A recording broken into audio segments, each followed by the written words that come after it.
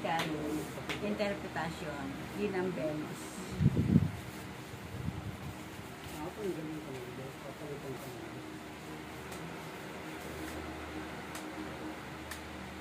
Aliyamono siyara haya dikiya.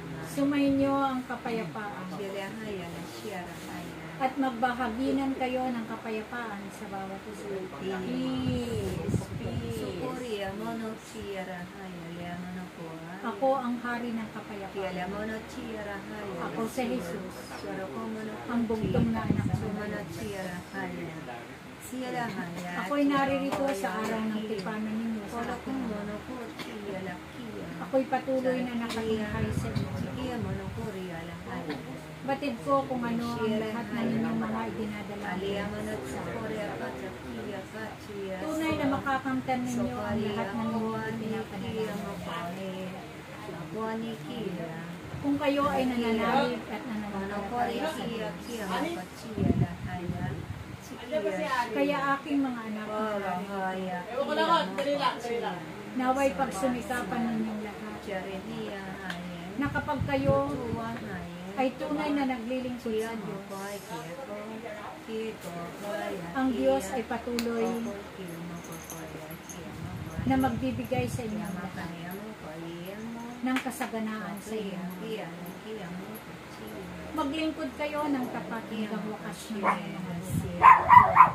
At tunay na makakamtan ninyo ang gantimpala na ng Diyos na siksik-liglig at sumakapawag. Kayo'y patuloy na sumunod sa kanyang pagkakas upang kayo ay makarating doon sa kaharian ng aking Ama. At tunay na ito ang daan ninyo patungo sa buhay na walang hanggan. Kaya nawa aking mga anak, pagsumikapan ninyong lahat na sa araw ng tipanan ninyo sa Diyos, kayo'y pumarito sapagkat ang nais ng aking Ama na ang lahat ng kanyang mga pinili at hinirang sa kawan na ito ay maging katipan ninyo sa araw ng kanyang mga gawain. Kaya nawa ang bawat isa na narito, kayong lahat ay magtiwala at manalig sa Diyos, sapagkat kayo ay patuloy na pagagalingin ng Diyos. Patuloy kayo na kanyang palalakasin at patuloy na kanyang pagpapalain. Sapagkat batid ko na ang lahat ng kanyang mga tinawag at inilang sa kawan na ito ay makanya-kanyang kahilingan sa akin. Batid ko na may kanya-kanya kayong pinagdadaanan na mga pagsunod sa inyong mga planet.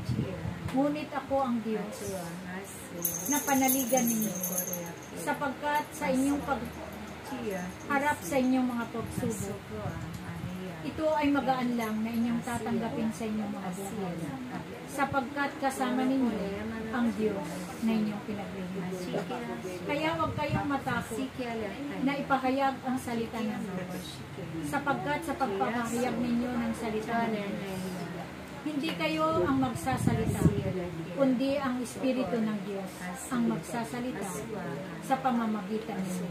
Kaya aking mga anak na narito, naway patuloy kayo na gumawa ng mabuti sa inyong kapwa at patuloy na paglingkuran ng Diyos habang kayo ay naririto pa sa lahat.